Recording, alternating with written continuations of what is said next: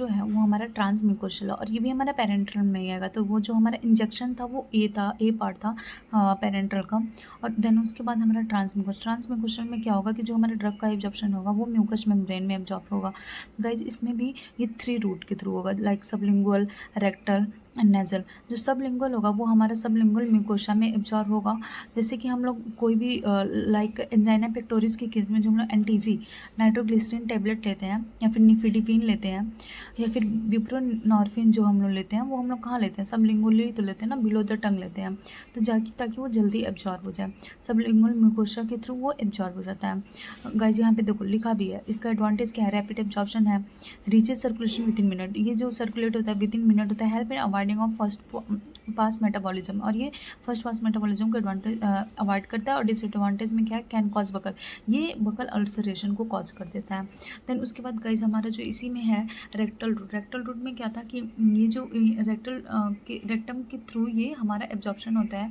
और रेक्टम में हमारा जो होता है ब्लड सप्लाई बहुत ज़्यादा होता है, आप लोगों को पता ही होगा। तो वहाँ पे जब ब्लड सप्लाई ज़्यादा होता है तो वहाँ पे क्या होता है कि जो हमारा ड्रग होता है वो बहुत जल्दी एब्जॉर्ब हो जाता है, ठीक है, अदर रूट के कंपैरिजन में। तो गाइस इसमें भी देखो लिखा है कि एडवांटेज में गैस्ट्रिक इरिटेशन क्या है, यहाँ पे अगर हम लोग रेक्टम करते हैं तो गैस्ट्रिक इरिटेशन क्या होता है, अवॉइड होता है। Beneficial in older patient and can also use be in patient with vomiting and difficulty सॉलोइंग। जो पेशेंट जो वॉमिटिंग एंड जिसको डिस्फेजिया होता है उस पेशेंट में भी हम लोग क्या करते हैं, ईजिली इसको यूज कर सकते हैं, ठीक है।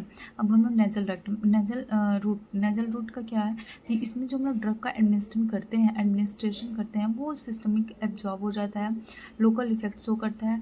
और इसमें जो oxytocin spray produces systemic effect, like जब हम लोग ऑक्सीटोसिन स्प्रे का यूज करते हैं तो क्या करता है, सिस्टमिक इफेक्ट को शो करता है, ठीक है।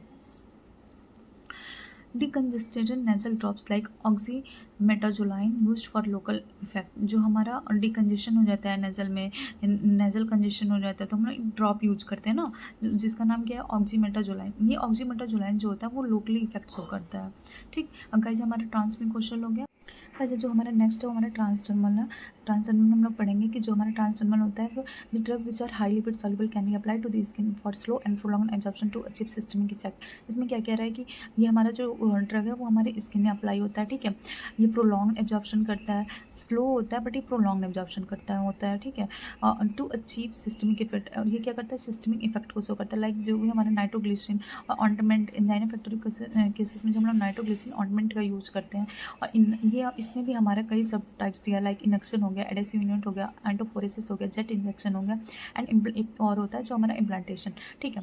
तो इंडक्शन में हम लोग क्या करते हैं, स्किन में हम लोग जो ड्रग होता है उसको रब्ट करते हैं जिसकी वजह से क्या होता है, एब्जॉर्ब हो जाता है और सिस्टमिक इफेक्ट को शो करता है। एडेसिव यूनिट का क्या करते हैं, इसमें एडेसिव पैसेज आते हैं जो कि डिफरेंट साइजेज और शेप्स के होते हैं। इसमें हम लोग क्या करते हैं, इसको हम लोग स्किन में अप्लाई करते हैं जिससे क्या होता है कि ये हमारा जो स्किन का आउटर लेयर होता है उसमें पोर हो जाता है और ये अपना इफेक्ट सिस्टमिक इफेक्ट क्या करता है, शो करता है। एंटोफोरेसिस में क्या होता है कि here the galvanic current brings about penetration of liquid insoluble drugs into the deeper tissues where the action of drug is required। ये हम लोग क्या करते हैं, डीपर टिश्यू में हम लोग इसको इंसर्ट करते हैं, मतलब अप्लाई करते हैं डीपर टिश्यू, स्किन के डीपर टिश्यू में। और ये क्या करता है, action of drug is required, जिसमें हमारा जो ड्रग का एक्शन होता है ये शो करता है। और एग्जांपल में हम लोग जैसे याद कर सकते हैं कि salicylates fluoride iontophoresis in dental hypersensitivity. जो आइनोटोफोरेसिस होता है मेनली ये क्या होता है, डेंटल के केस में होता है हाइपर सेंसिटिविटी के लिए, ठीक है। जेट इंजेक्शन में Dermojet causes the absorption of drug occurs across the layers of the skin. जो डर्मोजेट होता है वो क्या होता है, जो हमारा ड्रग का एब्जॉर्प्शन होता है मतलब ईजिली होता है और ये स्किन के लेयर में हम लोग इसको भी अप्लाई करते हैं। मतलब जितने भी ये ट्रांसडर्म में आएंगे, लाइक इंडक्शन हो गया, एडेसिव यूनिट हो गया, एंटोफोरेसिस एंड जेट इंजेक्शन और इम्प्लांटेशन, इसको हम लोग क्या करते हैं, मेनली स्किन में यूज़ करते हैं। और इम्प्लांटेशन आपको पता ही है कि कोई भी लाइक हम लोग इम्प्लांट कर देते हैं या फिर सॉलिड ड्रग का कोई फॉर्म है उसको हम लोग बॉडी टिश्यू में इम्प्लांट कर देते हैं या फिर उसको क्या करते हैं, इंसर्ट कर देते हैं, पुट कर देते हैं, ठीक है। और फिर उसके बाद से क्या होगा, सिस्टमिक इफेक्ट्स हो करता है। देन गाइज उसके बाद से हम लोग पढ़ेंगे कि इनहेलेशन में क्या होता है कि through inhalation volatile liquids and gases are given in general anaesthesia, also the solution of drug particles and the fine droplets are inhaled as like aerosol हो गया, सल्बुटामॉल हो गया। Patient inhales the particles fumes into the lungs which produce local system के, मतलब inhalation का मतलब ही क्या है कि जो हम लोग जो भी गैसेस वगैरह होती हैं, जो भी लिक्विड वॉलेटाइल लिक्विड होते हैं उसको हम लोग इनहेल करते हैं। इनहेलेशन के थ्रू जो हम लोग ड्रग को इनहेल करते हैं और जो वो अपना क्या करता है, रिस्पॉन्स शो करता है बॉडी में, लोकल और सिस्टमिक इफेक्ट जो दिखाता है वही हमारा क्या होता है, इनहेलेशन रूट होता है। ठीक है, ये हमारा कंप्लीट होता है जो हमारा पेरेंटल रूट होता है। पेरेंटल रूट में हम लोगों ने पढ़ा था गाइस, क्या क्या पढ़ा था, ट्रांसम्यूकोशल पढ़ा था, ट्रांसडर्मल पढ़ा था, और फिर हमारा ये लास्ट जो था हमारा इनहेलेशन पढ़ा था। ठीक है, अब गाइस आपने पढ़ा था कि जो हमारा सबसे पहले था पेरेंटल रूट में इंजेक्शन, इंजेक्शन में भी आप लोगों ने क्या पढ़ा था, आईएम पढ़ा था, आईवी पढ़ा था, सबक्यूटेनियस पढ़ा था, आईडी पढ़ा था। ठीक है, फिर उसके बाद से गाइस हम लोगों ने ट्रांसम्यूकोशल पढ़ा था। ट्रांसम्यूकोशल में हम लोग पढ़े थे सबम्यूकोशल, रेक्टम, देन उसके बाद एक हमारा और था जो नेजल था, नेजल म्यूकोशा के थ्रू लाइक नेजल कंजेशन वगैरह हो जा रहा था। ठीक है, फिर उसके बाद गाइस हम लोग ट्रांसडर्मल पढ़ रहे थे जिसमें हमारा इनक्शन था, इंटोफोरेसिस था, जेट इंजेक्शन था, एडेसिव यूनिट्स था, और एक हमारा इम्प्लांटेशन था। ठीक है, फिर उसके बाद हम लोग गाइस उस ट्रांसडर्मल हो गया।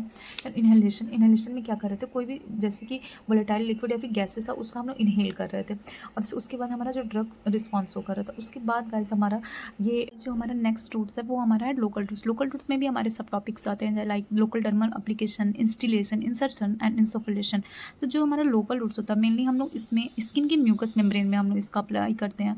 और ये हमारा जो लोकल डर्मल एप्लीकेशन होता है लाइक इसमें क्या क्या आएंगे, ऑइंटमेंट आ गए, क्रीम आ गए, जेल आ गए, पाउडर आ गए, पेस्ट आ गए, applied on the skin to achieve local action. Like ये जो हमारे स्किन के म्यूकस मेम्ब्रेन पे ये अप्लाई होते हैं या फिर स्किन या फिर म्यूकस मेम्ब्रेन में अप्लाई किए जाते हैं, और ये जो हमारा लोकल एक्शन को शो करते हैं। और जो हमारा इंस्टिलेशन होता है, इंस्टिलेशन का मतलब क्या होता है कि जो भी हम ड्रग को लिक्विड फॉर्म में बॉडी कैविटी में इंसर्ट करते हैं, पुट करते हैं, लाइक ईयर ड्रॉप हो गया, आई ड्रॉप हो गया, तो जो हम लोग ईयर ड्रॉप और आई ड्रॉप को बॉडी कैविटी में इंसर्ट करते हैं एंड जो कि लिक्विड फॉर्म में होता है, इस ऐसे ड्रग को हम लोग क्या कहते हैं, इंस्टिलेशन कहते हैं। Instillation is putting a drug in liquid form into a body cavity such as urinary bladder onto a और into a body orifices as ears, eyes, as ointment drops and stay. Like इसमें ये कह रहा है कि instillation एक process है जिसमें हम लोग क्या करते हैं, पुटिंग अ ड्रग को पुट करते हैं इन द, जो ड्रग होता है वो लिक्विड फॉर्म में होता है बॉडी कैविटी में, सच एज यूरिनरी ब्लैडर हो गया या फिर body orifice like year drop जो हम लोग यूज़ करते हैं, आई ड्रॉप जो हम लोग यूज़ करते हैं, स्प्रे यूज़ करते हैं। ओके, देन हमारा जो नेक्स्ट है insertion, it means introducing solid form of drugs into the body orifices. Like हमारा स्टिमुलेशन में जो था वो लिक्विड फॉर्म ड्रग था जो कि हम लोग बॉडी कैविटी में इंसर्ट कर रहे थे, और जो इसमें होगा इंसर्शन में वो सॉलिड फॉर्म ऑफ ड्रग होगा जो हम लोग बॉडी कैविटी में इंसर्ट करेंगे, like body cavity and body orifices में। जैसे कि जो हमारा कॉन्स्टिपेशन के टाइम में जब हम लोग सपोजिटरी या फिर इनीमा को जब हम लोग इंसर्ट करते हैं रेक्टम में, वो हमारा हो जाएगा इंसर्शन में, बर्गी for urethra and pessary and douche for vagina. ठीक है, देन हम इंसफलेशन में ये एग्जांपल में हम लोग लिख सकते हैं। इंसफलेशन में it is administration of drug in the form of powder vapour और इनटू उंड और बॉडी कैविटी। जो हमारा ड्रग का एडमिनिस्ट्रेशन होता है in the form of powder के फॉर्म में जो हम लोग एडमिनिस्ट्रेशन करते हैं, या फिर वेपर और एयर इनटू उंड और बॉडी कैविटी। उंड या फिर बॉडी कैविटी पे जो हम लोग पाउडर फॉर्म में ड्रग का एडमिनिस्ट्रेशन करते हैं वो हमारा इंसफलेशन में आएगा। सो गाइज हमारा जो नेक्स्ट टॉपिक है इसमें system of measurement. System of measurement में भी हमारा सब टॉपिक आता है जो कि हमारा होता है apothecary system, metric system and household system. तो एपोथेकेरी सिस्टम में क्या है कि it is the older system of measurement based on arbitrary units of the measure. ये हमारा जो ओल्डर गाइस जो हमारा एपोथेकेरी होता है वो ओल्डर सिस्टम होता है मेजरमेंट का, और ये जो हमारा this system gradually replaced by matric system. जो एपोथेकेरी सिस्टम होता है वो रिप्लेस्ड हुआ था ग्रेजुअली किसके द्वारा, मैट्रिक सिस्टम के द्वारा। जो हमारा इसमें ये दिया है कि जो हमारे इसके सिम्बल्स हैं लाइक ड्रॉप, जो है ड्रॉप को हम लोग किस सिम्बल से डिनोट करते हैं, तो इसको हम लोग GTT सिम्बल से डिनोट करते हैं। जो मिनिम है उसको हम लोग किससे, M से। ड्रैम है, ड्रैम को 3 से। ऊंज है, ऊंज को हम लोग 3 से।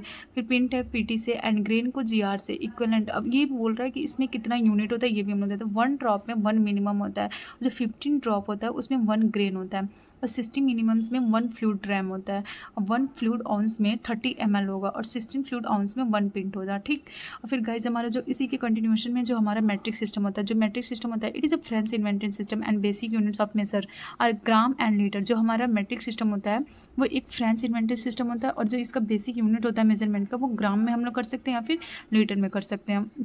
ठीक है, और फिर उसके बाद से गाइज हमारा जो अदर यूनिट्स इसमें मैट्रिक यूनिट्स में, मैट्रिक सिस्टम में जो हमारे अदर्स यूनिट होते हैं इंक्लूड होते हैं, लाइक डेसिमल हो गया, फ्रैक्शन हो गया एंड अरबिक न्यूमेरिकल्स हो गया।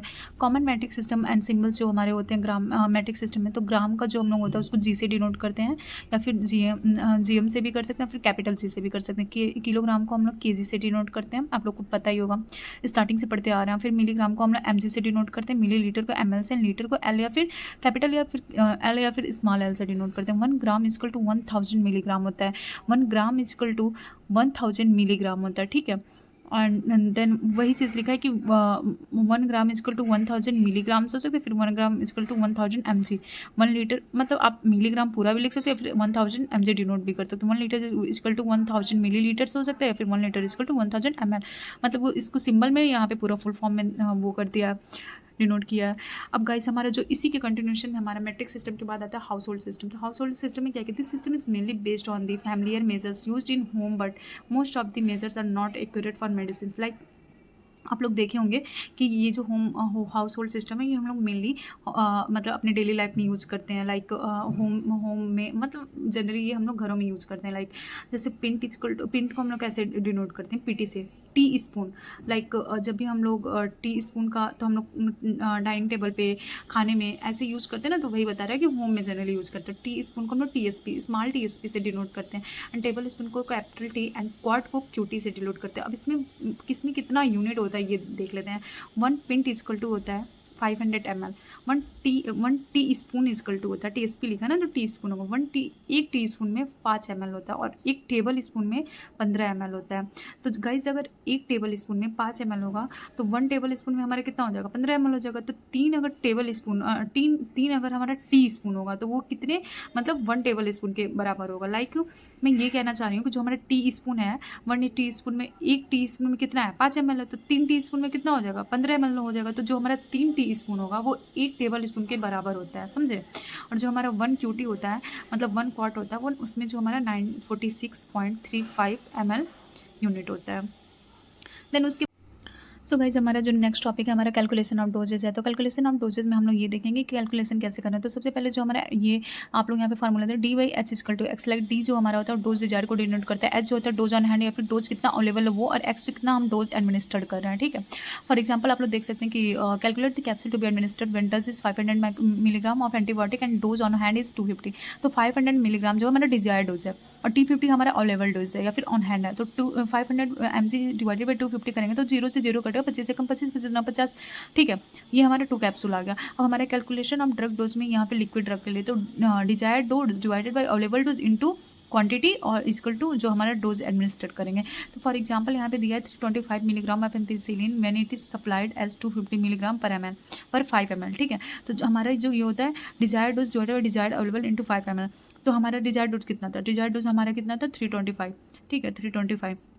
अब हमारा कितना है, हमारा जो ये अवेलेबल या फिर डिजायर्ड ऑन हैंड कितना है 250 है। तो 250 इंटू हमारा कितना 5 ml है, ठीक है। अब हम लोग क्या करेंगे, इसको हम लोग कट करेंगे।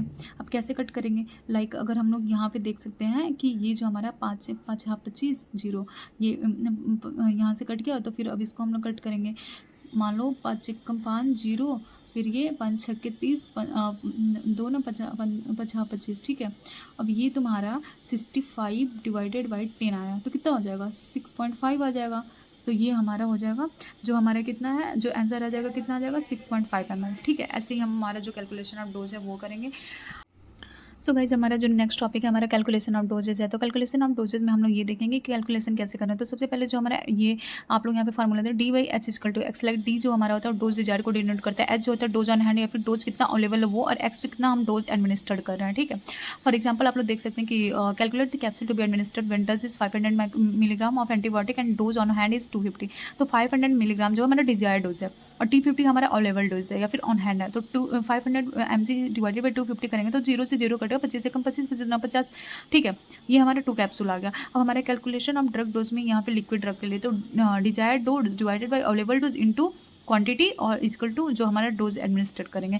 तो फॉर एग्जांपल यहाँ पे दिया है 325 milligram of ampicillin when it is supplied as 250 milligram per ml पर 5 ml, ठीक है। तो हमारा जो ये होता है डिजायर्ड डोज जो है डिजायर्ड अवेलेबल इंटू 5 ml। तो हमारा डिजायर्ड डोज कितना था, डिजायर्ड डोज हमारा कितना था 325, ठीक है 325। अब हमारा कितना है, हमारा जो ये अवेलेबल या फिर डिजायर्ड ऑन हैंड कितना है 250 है। तो 250 इंटू हमारा कितना है 5 ml है, ठीक है। अब हम लोग क्या करेंगे, इसको हम लोग कट करेंगे। अब कैसे कट करेंगे, लाइक अगर हम लोग यहाँ पे देख सकते हैं कि ये जो हमारा 5 से 5 25 0 ये यहाँ से कट गया, तो फिर अब इसको हम लोग कट करेंगे। मान लो 5 एकम 5 0, फिर ये 5 छक्के 30, 2 ना 50 25, ठीक है। अब ये तुम्हारा 65 डिवाइडेड बाई 10 आया तो कितना हो जाएगा 6.5 आ जाएगा। तो ये हमारा हो जाएगा। जो हमारा कितना है, जो हमारा नेक्स्ट टॉपिक है वो हमारा लास्ट टॉपिक है इस यूनिट का, जो है factor affecting the drug action. कौन कौन से ऐसे फैक्टर हैं जो ड्रग एक्शन को अफेक्ट करते हैं, लाइक बॉडी वेट हो गया हमारा, एज हो गया हमारा, सेक्स हो गया, एंड उसके बाद से हमारा स्पीसीज एंड रेसेस हो गए। ये ऐसे फैक्टर्स हैं जो हमारे ड्रग के एक्शन को मॉडिफाई कर देते हैं और मतलब अफेक्ट करते हैं, ड्रग के एक्शन को अफेक्ट करते हैं। लाइक ये फार्माकोकाइनेटिक्स जो होता है, फार्माकोडायनेमिक्स जो होता है उसको ये अफेक्ट करते हैं। डाइट एंड इन्वायरमेंट ऐसे फैक्टर हो गए।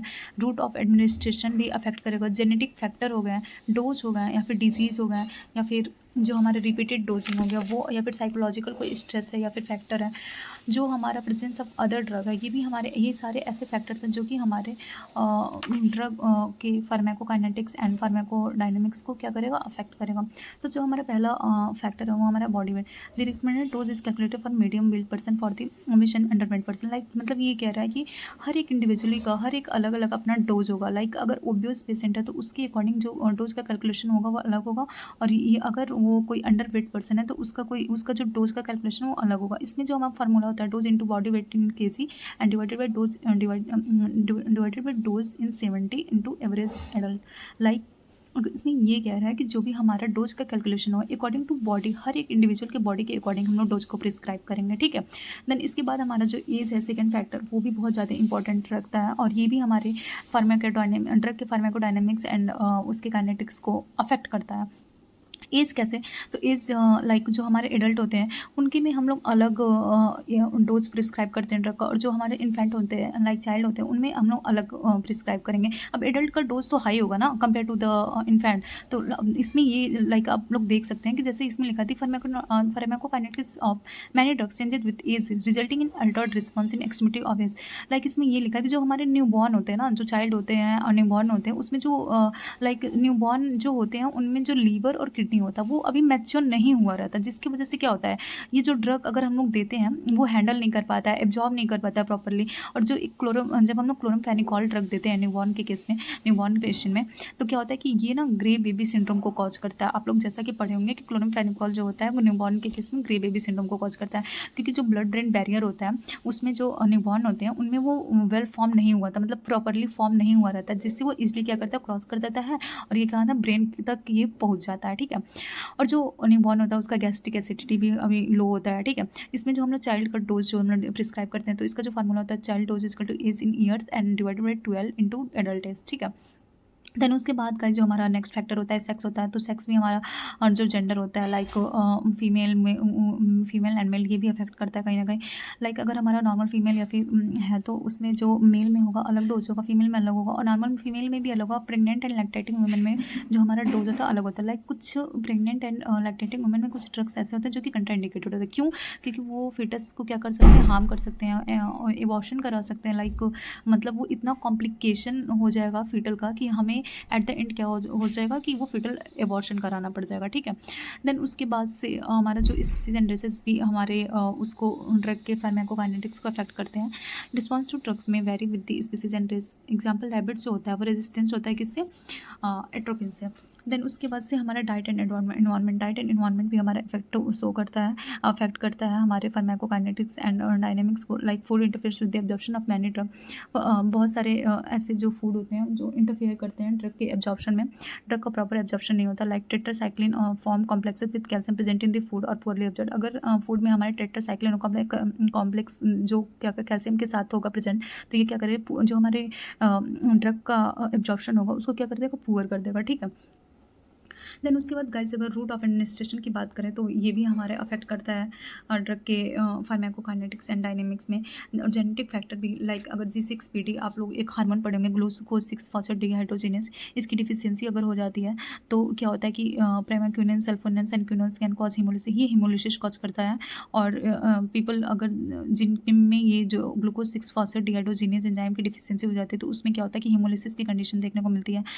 देन उसके बाद गाइस हमारा डोज भी हमारा अफेक्ट करता है। लाइक अगर हम किसी में हाई डोज दे देते हैं बहुत ज़्यादा, तो भी हमारे फार्माकोकाइनेटिक्स को एकदम जो हमारा मोमेंट ऑफ एक्शन होता है, एक्शन ऑफ ड्रग होता है, उसको क्या करेगा, अल्टर्ड कर देगा। देन गाइज उसके बाद से हम लोग पढ़ेंगे डिजीजेस। फार्माकोलॉजी को कट कर देंगे ना। हुँ।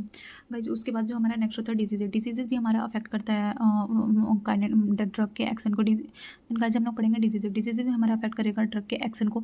लाइक अगर कोई माल एब्ज़ॉर्प्शन या फिर लीवर डिसीज़ या फिर कार्डियक डिज़ीज़ या फिर लीवर फेलियर या फिर रीनल कंडीशन रीनल फेलियर की कंडीशन देखने को मिलती है, तो क्या होता है कि जो अगर अगर माल एब्ज़ॉर्प्शन तो हमारा ड्रग का पुअरली अब्ज़ॉर्ब होगा, हमारा ड्रग प्रॉपर्ली एब्ज़ॉर्ब हो ही नहीं पाएगा। अगर लीवर डिसीज़ है तो लीवर डिसीज़ की वजह से क्या होता है कि जो हमारा हिपैटोसाइट्स होता है, हिपैटोसाइट सेल होता है वो हमारा मेटाबॉलिज़्म में क्या करता है, हेल्प करता है। अगर हिपैटोसाइट सेल्स का ही डिसफंक्शन हो गया है, ये डैमेज हो गया तो हमारा मेटाबॉलिज्म प्रॉपर्ली नहीं हो पाएगा, ठीक है। जो हमारा सीरम एल्बुमिन होता है उसकी डिफिशियंसी क्या हो जाएगी, कम हो जाएगी, बाइंडिंग प्रोटीन जो होता है, जिसकी वजह से हमारा मेटाबॉलिज्म प्रॉपर नहीं हो पाएगा। कार्डियक डिजीज अगर है, हार्ट फेलियर की कंडीशन है, तो उसमें भी क्या होगा, हमारा जो क्या कहते हैं ड्रग है उसका प्रॉपर एब्जॉर्प्शन नहीं हो पाएगा।